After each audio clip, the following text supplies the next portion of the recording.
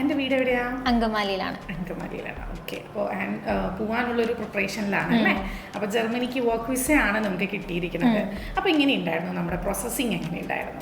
Actually ജർമ്മനിക്ക് work visa കിട്ടും എന്ന് തന്നെ നമുക്കറിയില്ലായിരുന്നു.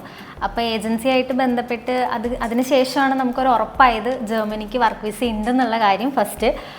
പിന്നെ പ്രോസസ്സിങ് ടൈം ഞാൻ വിചാരിച്ചത് എന്തായാലും ഒരു 1 ഇയർ ഗ്യാപ്പിലാണ് നമുക്ക് പോകാൻ പറ്റുക. ഏതൊരു കൺട്രിയിലേക്ക് നമുക്ക് അത്ര ഗ്യാപ്പ് വരുമല്ലോ.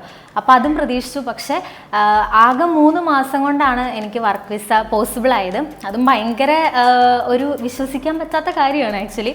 3 മാസം കൊണ്ട് വർക്ക് വിസ ചെയ്ത് പ്രോസസ്സിംഗ് ഒക്കെ ഇത്ര സിമ്പിളായിട്ട് ജർമ്മനിക്ക് വർക്ക് വിസയ്ക്ക് ചെയ്യാൻ പറ്റുമെന്ന് തന്നെ ഞാൻ ഇപ്പോഴാണ് മനസ്സിലാക്കണത് ആക്ച്വലി. എന്താണ് പോണേ? ഞാൻ ഇന്ന് മിഡ് നൈറ്റ് ആണ് പോണത്. ഓക്കെ. അപ്പോൾ ഹാപ്പി ജേർണി.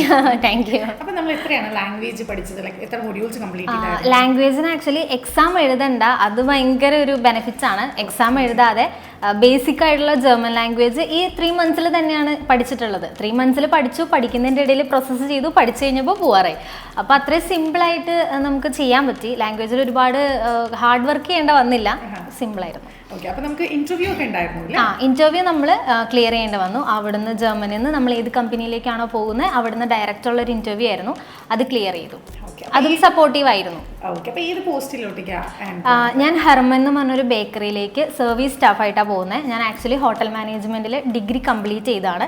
ആൻഡ് എനിക്ക് 1 ഇയർ എക്സ്പീരിയൻസ് ഉണ്ട്. Okay, fine. അപ്പോൾ ഹാപ്പിയാണെന്ന് എനിക്ക് മനസ്സിലായി. അപ്പോൾ തീർച്ചയായിട്ടും ഓൾ ദി ബെസ്റ്റ്. ഓക്കെ.